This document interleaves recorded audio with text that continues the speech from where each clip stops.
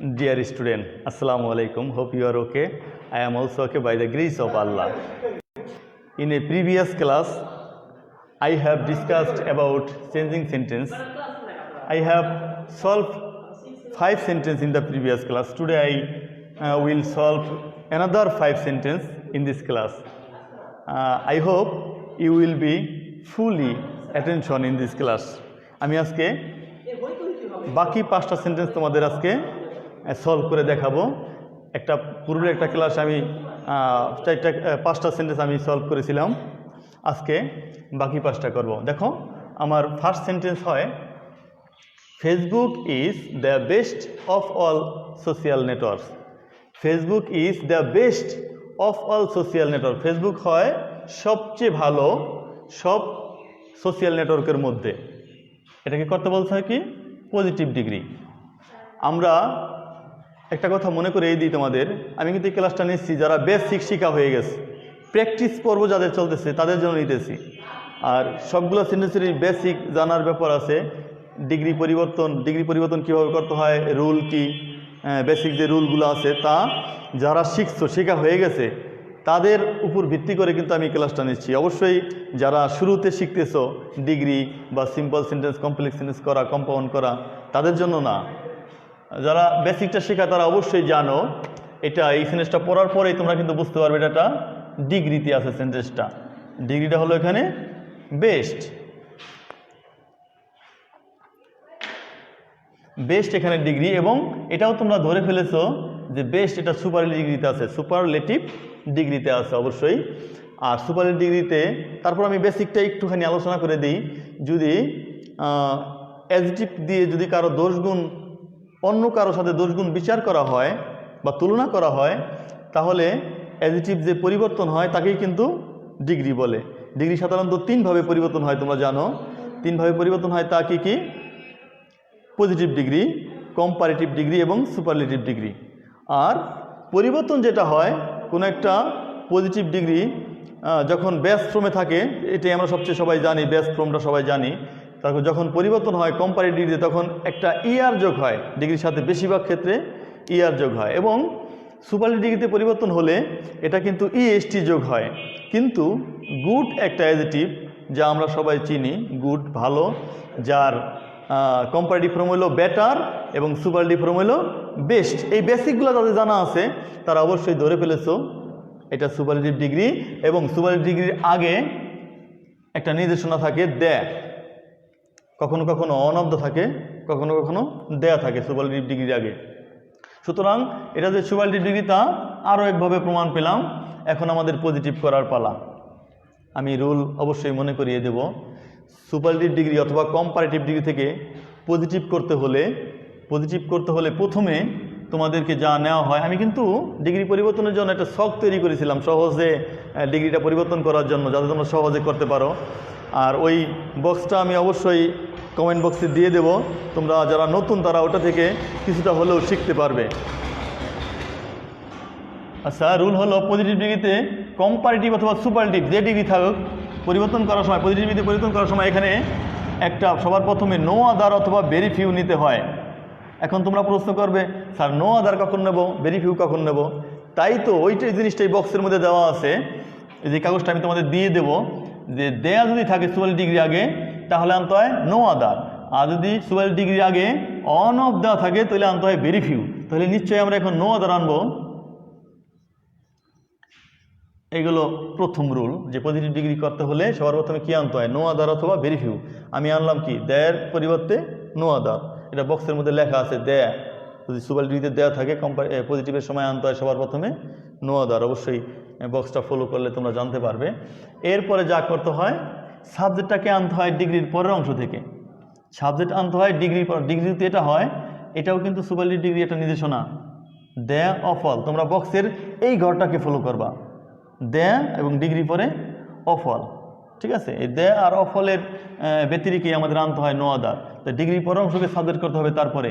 তো পরের অংশ কী দেখা যায় এখানে, সোশিয়াল নেটওয়ার্ক। আনো social network, social networks.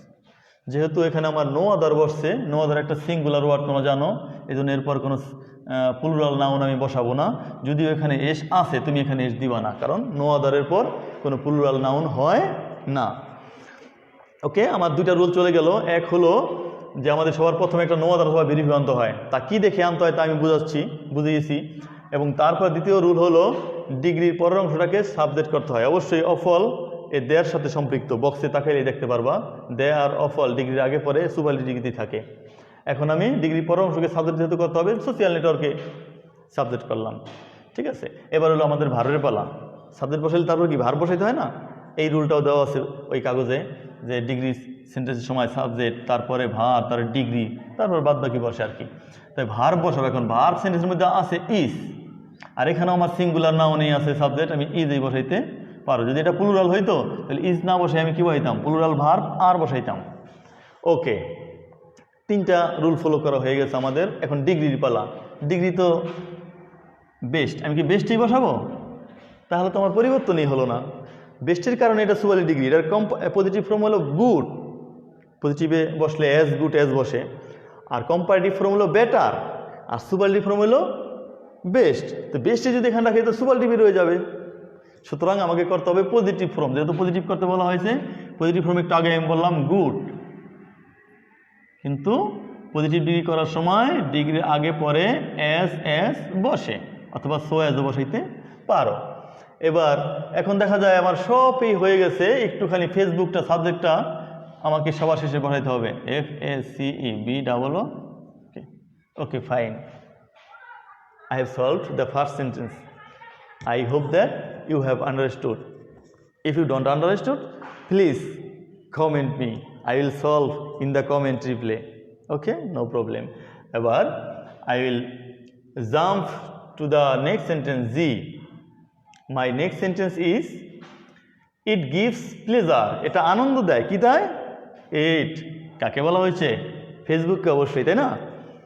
It gives, এটা দেয়। কি দেয়? প্লেজার, আনন্দ দেয়। But we can not get freedom, আমরা স্বাধীনতা পাই না টু ইউজ ইট। ফেসবুক ব্যবহারকে আমরা স্বাধীনতা পাই? ফেসবুকে অনেক নিয়ম নীতি আছে, তাছাড়া এটা সবাই সমতলে ব্যবহার করতে পারে না, এই কথাটা এখানে তুলে ধরা হয়েছে। ইট গিভস প্লেজার, ফেসবুকটা আনন্দ দেয়, প্লেজার দেয়, কিন্তু we can not get freedom, আমরা ফ্রিডম পাই না টু ইউজ ইট, এটাকে ব্যবহার করে। দেখো তো কি করতে বলা হয়েছে? সিম্পল। অবশ্যই সিম্পল, কমপ্লেক্স, কম্পাউন্ডের বেসিকটা আমি তোমাদের শিখিয়েছি। যারা 9-এ পড়ো তাদেরও আমি যখন ক্লাস নিয়েছি বেসিকটা দেওয়া হয়ে গেছে, হয়তো প্র্যাকটিস পর্বটা তোমরা পাও নাই। যদি আগের খাতা বা নোট দেখে তুমি বেসিকটা দেখে রাখো, মনে করে রাখো, তাহলে তোমার জন্য ভালো হবে। আর যারা 10-এ পড়ো তারা অবশ্যই বেসিকটা পেয়ে গেছো, প্র্যাকটিসও হয়েছে। আমি শুধু তোমার পড়াশোনাটা ত্বরান্বিত করার জন্য এই এক এক ক্লাসে কয়েকটা সেন্টেন্স এনে তোমাদের মনে করানোর জন্য সলভ করতে থাকি। ওকে, এখন যেই সেন্টেন্সটা আছে আমাকে সিম্পল করতে বলা হয়, তোমরা জানো সিম্পল সেন্টেন্সে একটা মাত্র ফাইনিট ভার্ব থাকে। সিম্পল সেন্টেন্সে একটা মাত্র ফাইনিট ভার্ব, একটা মাত্র সাবজেক্ট থাকে, ঠিক না? এই সেন্টেন্সটা যদি তুমি রিসার্চ করো তুমি দেখতে পারবে এখানে সাবজেক্ট আছে একটা, এই ফাইনিট ভার্ব একটা, এটা প্রেজেন্ট ইনডিফিনিট টেন্স। আবার দেখো আরেকটা সাবজেক্ট আছে, আবার একটা ফাইনিট ভার্ব আছে গেট, ক্যান নট গেট। সুতরাং ফাইনিট ভার্ব কয়টা পেলাম আমরা? দুটি ফাইনিট ভার্ব পেলাম, দুটি ক্লুজ পেলাম, এবং মাঝখানে দুটা ক্লুজের মাঝখানে আমরা কি পেলাম? বাট। তাহলে তোমরা যারা বেসিকটা জানো অবশ্যই তোমাদের মনে এসে গেছে যে এটা একটা কম্পাউন্ড সেন্টেন্স। কম্পাউন্ড সেন্টেন্স তো এরকমই, দুইটা ক্লুজ থাকবে, দুই সাইডে প্রিন্সিপাল ক্লুজ, এবং বাটের পরেও একটা প্রিন্সিপাল ক্লুজ থাকবে। ক্লুজ মানে একটা টেন্স সমৃদ্ধ একটা অংশ, সেন্টেন্সের টেন্স সমৃদ্ধ একটা অংশ। এখানে একটা টেন্স আছে না, প্রেজেন্ট ইনডিফিনিট টেন্স, এখানেও একটা টেন্স আছে প্রেজেন্ট ইনডিফিনিট টেন্স। তো দুইটা টেন্স এইটাই হলো একটা ক্লুজ, এবং দুইটা প্রিন্সিপাল ক্লুজের মাঝখানে যদি থাকে একটা অ্যান্ড বা অর, তাহলে এটা কম্পাউন্ড সেন্টেন্স। যদিও বেসিক আগে দেওয়া হয়েছে, তারপর আমি সেন্টেন্স পরিবর্তনের স্বার্থে কিন্তু বেসিক থেকে দুই একটা কথা তুলে আনছি। তোমরা কিন্তু এটা ক্ষমা সুন্দর দৃষ্টিতে দেখবে। আমি সিম্পল করব, সিম্পলের লাগে হলো একটা টেন্স, একটা ফাইনিট ভার্ব লাগে, একটা সাবজেক্ট লাগে, কিন্তু সমস্যায় পড়েছি এটার মধ্যে সাবজেক্ট আছে কয়টা? দুইটা। টেন্স আছে কয়টা? দুইটা। তাহলে একটা টেন্সকে আমাকে এমন একটা ফ্রেজ আকারে পরিণত করতে হবে যাতে টেন্স না থাকে, ভার্বটাও যেন নন ফাইনিট ভার্ব হয়ে যায়, তাহলে একটা টেন্স আমাদের রয়ে যাবে। সুতরাং সিম্পল সেন্টেন্সের আকার ইঙ্গিত প্রকাশ করবে, তখন সিম্পল সেন্টেন্স হয়ে যাবে। হ্যাঁ, তোমরা জানো মাঝখানে যদি বার থাকে, রুল দেওয়া হয়েছে মাঝখানে যদি বার থাকে তাহলে এটার কমপ্লেক্স রূপটা হলো এখানে দোযুক্ত একটা সাবঅর্ডিনেট ক্লজ থাকে। মাঝখানে যদি বার থাকে তাহলে এটার কমপ্লেক্স রূপ হলো এই বার থাকে না, তখন এখানে একটা দো থাকে এবং দোযুক্ত একটা ক্লজ থাকে, সাবঅর্ডিনেট ক্লজ। আর এই দোযুক্ত সাবঅর্ডিনেট ক্লজকে সিম্পল করার রুল আমরা পেয়েছি, সুতরাং বারযুক্ত ক্লজটা সিম্পল করার রুলও আমরা পেয়েছি। এখানে বাট এখানে দো চিন্তা করে যদি আমরা সিম্পল করে ফেলি তাহলে কম্পাউন্ড সেন্টেন্সটাও সিম্পল হয়ে যাবে। আচ্ছা, মনে করো এখানে দো আছে, মনে করো বাট এটা কম্পাউন্ড না, বাটের পরিবর্তে এখানে আছে দো, এখানে দো থাকলে তো এটা কমপ্লেক্স সেন্টেন্স, তাই না? দো থাকলে আমরা কীভাবে সিম্পল করা শিখছিলাম, দোর পরিবর্তে ইনস্পাইট অফ বসে, মনে পড়ে? দোর পরিবর্তে দো কিন্তু এখানে নাই, তোমরা বলতে পারো ছাড়ে বলতেছে দোর পরিবর্তে ইনস্পাইট অফ বসে, এখানে দোই নাই। আমি বলছি এটা তো বার, বার থাকে কম্পাউন্ড সেন্টেন্সে দুই ক্লজের মাঝে, যদি এটা কমপ্লেক্স হতো তাহলে এখানে বার থাকতো না, এখানে থাকতো হলো দো, তখন কমপ্লেক্স সেন্টেন্স হয়ে যেত না। ওই বেসিকের আলোকে আমি এটাকে সিম্পল করব, দো এর পরিবর্তে ইনস্পাইট অফ, তারপর সাবজেক্টের পজিক্রম, সাবজেক্ট এখানে আছে ইট, ইটের পজিক্রম তোমরা সবাই জানো, যারা বেসিক জানো ইটস বসে, তারপর ভার্বের সাথে আইএনজি যোগ, এটা হলো রুল। দোর পরিবর্তে আবার কিন্তু বলছি দো কিন্তু আমি বার থেকে এখানে চিন্তা করে নিয়েছি, কম্পাউন্ডে বার থাকলে এটার কমপ্লেক্স রূপ হলো এখানে দো, বেশি বলা হয়ে যাচ্ছে তাই না? দোর পরিবর্তে ইনস্পাইট অফ, তারপরে রুল হলো সাবজেক্টের পজিটিভ ফর্ম, তারও ভার্বের সাথে আইএনজি যোগ, GIVING, গিভিং, ভার্বের সাথে আইএনজি যোগ। এখন তুমি কিন্তু বাদ বাকি সব উঠাই দিলেই হইল,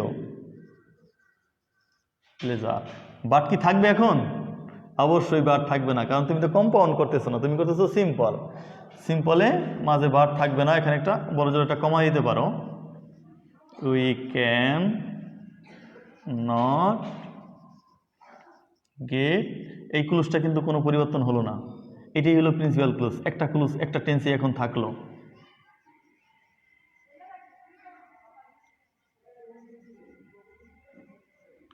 ওকে ফাইন, সিম্পল হয়ে গেল। এখন সিম্পল সেন্টেন্সের পরিচয় যারা জানো তারা কিন্তু এখানে মিলেলেই বুঝতে পারো এটা সিম্পল। সিম্পল সেন্টেন্সের টেন্স থাকে কয়টা? একটা ফাইনিট ভার্ব থাকে, ফাইনিট ভার্ব মানে টেন্স ধরে নিতে পারো, তাই এই একমাত্র একটা টেন্স এখানে আছে, ক্যান নট গেট। এটা যে আগে টেন্স ছিল ইট গিভস প্লেজার, এটা আনন্দ দেয়, এখন কি টেন্স আছে? টেন্সের রূপ আছে? এরকম কোনো টেন্স আছে? পড়ছো ইটস, তার ভার্বের সাথে আইএনজি যোগ বসে, এরকম কোনো টেন্সের গঠন আছে? না, এটা হয়ে একটা ফ্রেজ হয়ে গেল, এটা একটা ফ্রেজে পরিণত হলো, সিম্পল ফ্রেজ। এটা টেন্স না, টেন্স হইল একটা, সুতরাং এটা কি sentence? Simple sentence. Okay fine. তারপরে কোনো প্রশ্ন থাকলে তুমি কমেন্ট বক্সে করতে পারো। আর এই সিম্পল কমপ্লেক্স নিয়ে পরিবর্তন করার একটা নিয়ম, যে রুলগুলো খুবই গুরুত্বপূর্ণ, এই গুরুত্বপূর্ণ রুলগুলি নিয়ে আমি কিন্তু একটা শীট তৈরি করেছিলাম মানুষের ছাত্রদের সুবিধার্থে, তুমি কিন্তু এটা কালেক্ট করে নিতে পারো, আমি তাদেরকে পড়াই, ওই শীটটা তাদেরকে আমি দেই। Okay fine. এখন যে সেন্টেন্সটা আছে অর্থ মিলাই, ইউজ ইট, এটাকে ব্যবহার করো, কোনটাকে? ফেসবুক, তাই না? ইউজ ইট, এটাকে ব্যবহার করো, অর তা না হলে, বা অথবা নতুবা তা না হলে you can not keep peace, তুমি পারবে না কিপ পিস রাখতে, গতি রাখতে, মানে গতি বজায় রাখতে পারবে না উইথ দ্য মডার্ন ওয়ার্ল্ড, আধুনিক বিশ্বের সাথে তুমি গতি বজায় রাখতে পারবে না যদি তুমি এটা ব্যবহার না করো। এখানে বলা হয়েছে ইউজ ইট, এটাকে ব্যবহার করো, অর তা না হলে ইউ ক্যান নট, তুমি পারবে না কিপ পিস, গতি রাখতে, মানে গতি বজায় রাখতে আধুনিক বিশ্বের সাথে। এই সেন্টেন্সটা দেখো তো, যারা বেসিকটা জানো অবশ্যই চিনে ফেলেছো এটা কি সেন্টেন্স। মাঝে অর আছে না, অরের আগে ইউজ ইট, এটা ইম্পারেটিভ সেন্টেন্স দেখা যায় না? ইম্পারেটিভ সেন্টেন্সের গঠন কি? প্রথমে ভার্ব তারপর অবজেক্ট, এই তো। এখানে প্রথমে একটা ভার্ব আছে ইউজ, তারপর অবজেক্ট, এটা ইম্পারেটিভ সেন্টেন্স, মাঝে অর, তারপর আর একটা সাধারণ সেন্টেন্স আছে। সুতরাং পরিচয় দেখে চেনা যায় এটা একটা কম্পাউন্ড সেন্টেন্স। কম্পাউন্ড সেন্টেন্সের পরিচয় এরকম ছিল, মাঝে অ্যান্ড বাট অর থাকবে, দুই দিকে দুইটা ক্লুজ থাকবে। এখানে একটা ক্লুজ আছে, যদিও এটা একটা ইম্পারেটিভ সেন্টেন্স, এটাও কিন্তু একটা টেন্স, এটাও একটা টেন্স। এখানে একটা ইউ উজ্জ্ব আছে এবং এখানেও একটা clause, you can not keep peace, দুইটা ক্লুজ, মাঝে অর। সুতরাং এটা হলো কম্পাউন্ড সেন্টেন্স। করতে বলা হয়েছে কি কমপ্লেক্স। কমপ্লেক্সও মোটামুটি দুইটা ক্লুজই থাকে, কিন্তু একটা ক্লুজ হবে হলো সাবঅর্ডিনেট ক্লুজ। একটা ক্লুজ কি ক্লুজ? Subordinate clues. আমরা এই ক্লুজটাকে সাবঅর্ডিনেট ক্লুজ তৈরি করব। আমরা একটা রুল পেয়েছি, আর যারা নেটিভ লার্নার বা ভাষা, ইংরেজি ভাষাটা যাদের মাতৃভাষা, তারা কিন্তু এত সব রুলে করবে না। তারা এই জিনিসটা পরেই কমপ্লেক্সের একটা রূপ দিয়ে ফেলবে। কীভাবে জানো? এটাকে ব্যবহার করো, তা না হলে আধুনিক বিশ্বের সাথে গতি বজায় রাখতে পারবে না। তারা বলবে কি, এটা যদি তুমি ব্যবহার না করো আধুনিক বিশ্বের সাথে গতি বজায় রাখতে পারবে না। এভাবে তারা কমপ্লেক্স করে ফেলবে অর্থ অনুসারে। কিন্তু তোমাদের জন্য একটু রুল দরকার। মাঝে যদি অর থাকে কোনো কম্পাউন্ড সেন্টেন্সে, তাহলে প্রথম ক্লুজটা ইফযুক্ত ক্লুজ নেগেটিভ হয়। মাঝে যদি অর থাকে কম্পাউন্ড সেন্টেন্সে, তাহলে প্রথম ক্লুজটা কমপ্লেক্সের বেলায় ইফযুক্ত ক্লুজ এবং নেগেটিভ হয়। তাহলে আমি একটা ইফ দেই এবং ক্লুজটা তৈরি করি, একটা সাবজেক্ট দেই ইউ। ইফ ইউ কী করতে হবে? নেগেটিভ। তাহলে প্রেজেন্ট টেন্সের বেলা ডু নট দেই, ডন্ট। এবার ইউজটা এখানে দিয়ে দিই। দেখো একটা ইফযুক্ত ক্লুজ হয়ে গেল। আগে আসলে ইউজ ইট ইম্পারেটিভ সেন্টেন্স, আমি ইম্পারেটিভ রাখবো না। কম্পাউন্ডের বেলায় শুধুমাত্র প্রথম ক্লুজটা ইম্পারেটিভ থাকবে মাঝে অর থাকলে। কিন্তু কমপ্লেক্স করলে এটা একটা সাধারণ সেন্টেন্স হয়ে যাবে, কিন্তু সেন্টেন্সটা নেগেটিভ হবে। সাধারণ সেন্টেন্স তৈরি করতে হলে সাবজেক্ট লাগবে। সাবজেক্ট কই পাবো? এখানে একটা ইউ উজ্জ ছিল ইম্পারেটিভের জন্য, এটা সবাই জানো। এই ইউটা আমি এখানে আনলাম। এবার সেন্টেন্সটা নেগেটিভ করতে হবে, এই জন্য কী দিলাম? Do not. তারপর ভার্ব তো আমাদের আছেই। আর ইফটা কেন দিলাম? ওই যে বললাম, মাঝে অর থাকলে কম্পাউন্ডের বেলা কমপ্লেক্সে কি থাকবে? ইফযুক্ত ক্লুজ নেগেটিভ হবে, এই জন্য আমি ইফ দিলাম। ইউজ। এখন অর কি আমি রাখবো? অবশ্যই না। ও একটা অবজেক্ট বাকি আছে না, ইট। অর বাদ যাবে, এখানে তুমি একটা কমা দিতে পারো। এই ক্লুজটাকে আমি কিছুই করব না, প্রিন্সিপাল ক্লুজ এভাবেই বসে যাবে।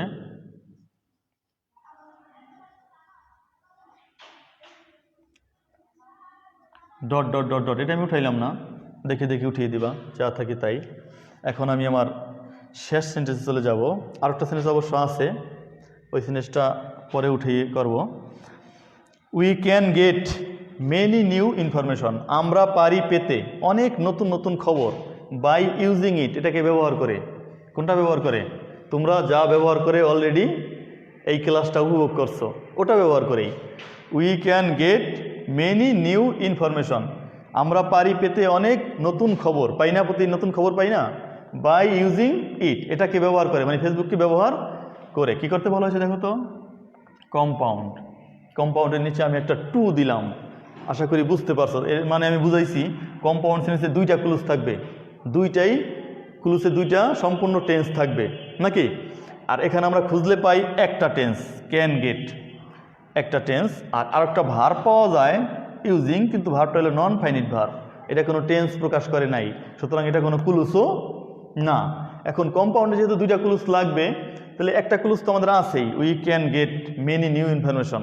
তো এটা যেহেতু একটা ভার্ব, নন ফাইনিট ভার্ব, এই নন ফাইনিট ভার্ব যেহেতু আমরা একটা ক্লুজ তৈরি করি, তাহলে তো কম্পাউন্ড হওয়ার পথে আমরা অনেকটা এগিয়ে যাই না?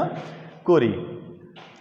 আমরা এইটুকু আগে উঠিয়ে দিই যেভাবে আছে, we can get many new information.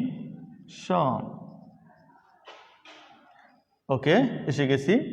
আমাদের একটা রুল ছিল, দেখো যারা বেসিকটা যাদের শেখা হয়েছে তারা মনে করতে পারো কি না, যদি ইফ যুক্ত সেন্টেন্স হয়, ইফ যুক্ত কমপ্লেক্স সেন্টেন্স হয়, তাহলে ইফের পরিবর্তে বাই ব্যবহার করা হয় এবং ভার্বের সাথে আইএনজি যোগ বসে। যদি আমরা এই বাই প্লাস ভার্বের সাথে আইএনজি যোগ, এই ক্লুজটাকে ইফযুক্ত একটা কমপ্লেক্স সেন্টেন্সের মতো তৈরি করি, আর ইফ বাদ দিয়ে দিই, তাহলে তো কম্পাউন্ড হয়ে যায় মাঝে এন ব্যবহার করলে। আমি এটাকে দিয়ে একটা ক্লুজ তৈরি করি আগে, ইউজিং। ইউজিংটা একটা নন ফাইনিট ভার্ব আছে, নন ফাইনিট ভার্ব দ্বারা টেন্স তৈরি করার নিয়ম তোমরা জানো, একটা সাবজেক্ট বসাইতে হবে এবং ভার্বের সাথে আইএনজি যোগ বাদ দিয়ে এই টেন্সের রূপ দিলেই হয়ে যাবে। আমি আগে টেন্স তৈরি করি ইউজিং দিয়ে। ইউজিংয়ের জন্য আমি সাবজেক্ট কী আনবো? উই, কারণ ওই সেটা আমাদের উই সাবজেক্ট আছে, এবং ইউজিংয়ের ইউএসই আইএনজি বাদ দিলাম। কারণ কি? এখানে তো আইএনজি করা হয়েছে যে কোনো কারণে সিম্পল করার জন্য, টেন্সটাকে ভ্যানিশ করার জন্য ইউজিং করা হয়েছে, কিন্তু আমরা তো এখন গড়তেছি। কম্পাউন্ড সেন্সে অলরেডি দুইটা টেন্স লাগবে, দুইটা ক্লুজ লাগবে, এই জন্য আমি ইউজিং, যদি ওটা নন ফাইনিট ভার্ব, আমি ফাইনিট ভার্ব তৈরি করলাম, টেন্স তৈরি করলাম। কী হবে? সাবজেক্ট আনলাম এবং ভার্বের প্রেজেন্ট ফর্ম বসাইলাম, তাহলে কোনটা ছিল? Present indefinite tense. আমি এটাকে পাস্ট টেন্সও করতে পারতাম যদি এখানে পাস্ট টেন্স থাকতো। এখন তো ক্যান গেট, যদি এখানে কুড গেট থাকতো, পাস্ট টেন্স থাকতো, আমি এই ক্লুজটাও পাস্ট টেন্স তৈরি করতাম। অর্থাৎ ওখানে যেহেতু প্রেজেন্ট টেন্স, আমি ইউজিং এই নন ফাইনাইট ভার্বটা ব্যবহার করে একটা টেন্স তৈরি করলাম, প্রেজেন্ট ইনডিফিনিট টেন্স ইট। এখন দেখো আমাদের দুইটা টেন্স অলরেডি হয়ে গেছে। We can get many new information, একটা টেন্স। উই ইউজ ইট, আমরা এটা ব্যবহার করি, এটাও একটা টেন্স। দুইটা টেন্স বা দুইটা ক্লুজ হইলেই তো আর কম্পাউন্ড সেন্টেন্স হয় না। তোমরা সবাই তো জানো মাঝে একটা কি লাগে? অ্যান্ড বাট অর, কিন্তু এখানে অ্যান্ড যুক্তিযুক্ত, অ্যান্ডই লাগবে। We can get many new information and we use it, এবং আমরা এটা ব্যবহার করি। এখন একটা সমস্যায় পড়লাম, তা হলো অর্থটা কেমন যেন অনেকটা ভালো বোধগম্য হলো না। আমরা অনেক তথ্য পাই এবং আমরা এটা ব্যবহার করি, এমন আমরা এটা ব্যবহার করি এবং আমরা অনেক তথ্য পাই। এই জন্য তোমাকে একটা কাজ করতে হবে কি, এই ক্লুজটা তুমি আগে দেবা, তাহলে অর্থটা বোধগম্য হবে, সুন্দর হবে, হ্যাঁ, যুক্তিযুক্ত অর্থ হবে। উই ইউজ ইট, আমরা এটাকে ব্যবহার করি, অ্যান্ড এবং we can get many new information, এভাবে করতে হবে। আমি আর করা কিন্তু হয়ে গেছে, তোমরা মনে করো না স্যারে সমাধান করে দিল তারপর আবার কেন আবার একটা ঝামেলা সৃষ্টি করলো। আসলে জিনিসটা হয়েই গেছে, এইটাই ফাইনাল, কিন্তু অর্থটা একটু সুন্দর হয় না। আগের ক্লুজটা পরে, পরের ক্লুজটা আগে দিলে একটু সুন্দর হয়। এজন্য আমি এই ক্লুজটা আগে দেব না, উই ইউজ ইট, এই ক্লুজটা আমরা আগে দেব। উই ইউজ ইট, এবার এই অ্যান্ড দিয়া, এই অ্যান্ড দিয়ে আমরা আগের ক্লুজটা পরে লিখে দিলে সুন্দর হয় অর্থটা। We can get many new information.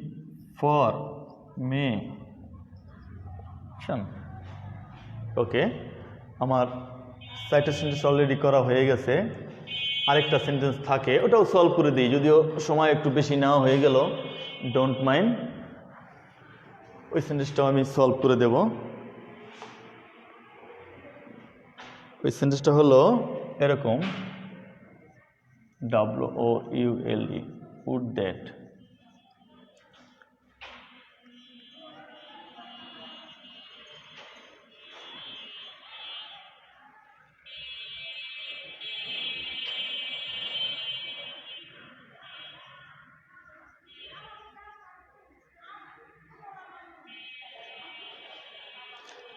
এই সেন্টেন্সটাকে করতে বলা হয়েছে আবার অ্যাসারেটিভ। ওকে ফাইন, সেন্টেন্সটার অর্থ আমি আরেকবার একটু মিলাই না। উড দ্যাট, উড দ্যাট অর্থটা অনেকটা যদির মতো, যদি। উড দ্যাটের অর্থটা অনেকটা যদির মতো। উড দ্যাট, যদি আই কুড ওপেন, আমি পারতাম ওপেন করতে এই ফেসবুক আইডি, যদি আমি একটা ফেসবুক আইডি ওপেন করতে পারতাম। তোমরা তো অলরেডি ওপেন করেই ফেলেছো, তাই না? এটা হইলো প্রথম এই ব্যাপারটা যে শুনছে তার একটা আকুতি হতে পারে, যদি আমি একটা ফেসবুক আইডি ওপেন করতে পারতাম। এটা কি সেন্টেন্স জানো? একটা এক্সক্লামেটরি, এটা ভুল করে ফেলেছি, এক্সক্লামেশন চিহ্ন দিই নাই, এটা একটা এক্সক্লামেটরি সেন্টেন্স। এখন তোমরা বলবে, যারা বেসিকটা জানা নেই তারা বলবে এক্সক্লামেটরি সেন্টেন্স তো এরকম না, এক্সক্লামেটরি সেন্টেন্স তো প্রথমে কি থাকে? হট অথবা হাউ থাকে, অথবা ইন্টারজেকশন থাকে, অথবা ইফ থাকে, ঠিক না? এটাও একটা এক্সক্লামেটরি সেন্টেন্স। এক্সক্লামেটরি সেন্টেন্সের ইফের পরিবর্তে ইফ দিয়ে যে আবেগসূচক যে কথাগুলো তৈরি করা হয় এক্সক্লামেটরি সেন্টেন্সের, ইফ, সাবজেক্ট, ওয়্যার, তারপরে অবজেক্ট, এরকম যে একটা সেন্টেন্স আছে ইফযুক্ত এক্সক্লামেটরি সেন্টেন্স, ওই ইফের পরিবর্তে উড দ্যাট লেখা যায়। ইফের পরিবর্তে উড দ্যাট লেখা যায়, একই অর্থ প্রকাশ করে। উড দ্যাট, যদি আই কুড ওপেন, আমি খুলতে পারতাম একটা ফেসবুক অ্যাকাউন্ট। আর এই সেন্টেন্সটাকে অ্যাসারেটিভ রূপ দিতে হলে তোমাকে খুবই সহজ একটা ব্যাপার, এখানে ইফ অথবা উড দ্যাট যাই থাকুক, এটাকে অ্যাসারেটিভ রূপ দিতে হলে এই কাজটি করতে হয়। এখানে শুধু একটা সাবজেক্ট আর উইশ বসাইতে হয়। সাবজেক্ট কি আছে? আই, WISH, এই জিনিসটা বসাইলেই তোমার এটা অ্যাসারেটিভ রূপ হয়ে যায়।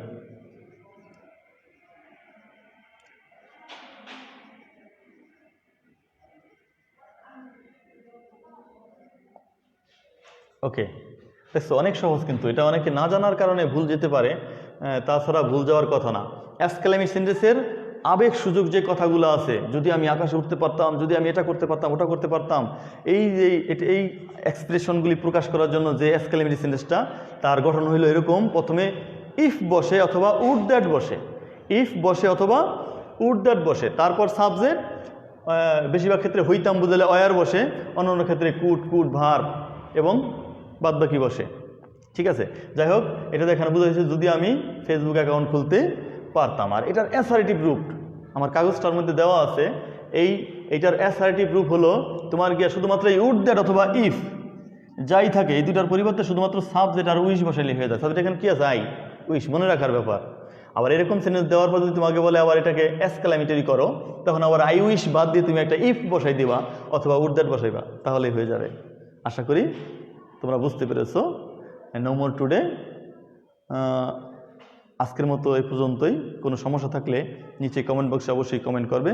আমি অবশ্যই এইগুলো সলভ করার জন্য যে নির্দেশনাগুলো কাগজ আছে, কাগজগুলো আমি নিচে দিয়ে দেবো। সবাইকে অসংখ্য ধন্যবাদ। টাটা।